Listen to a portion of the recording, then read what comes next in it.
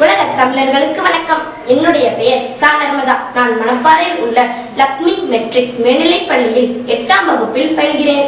எனது தாயின் பெயர் பா சுப்புலட்சுமி. எனது தந்தையின் பெயர் ஏ சக்திவேல். நான் பிறந்த ஊர் மணப்பாறை.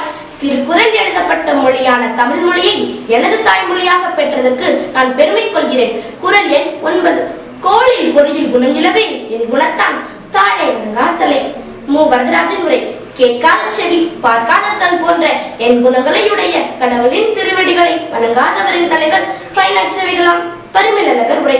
கோளில் பொறியில் குணமில்லை என்றால் தத்தமக்கு ஏற்ற புலன்களை கொள்கை இல்லாத பொருள்கள் போல பயன்படுதலுடைய அல்ல. என் குணத்தான் தாழை வணங்காத்தலை என்றால் என் வகைப்பட்ட குணங்களை உடையானது தாழ்களை வணங்காத தலைகள். மணக்குடவர் உரை. அறிவில்லாத பொருள்களையுடைய பாவைகள் போல ஒரு குணமும் உடையனவல்ல. 8 குணத்தினை உடையவன் திருவடியினை வணங்காத தலையினுடைய உடம்புகள். உயிருண்டாகில் வணங்கும் என்று எழுத்து உடம்புகள் என்றார். நன்றி.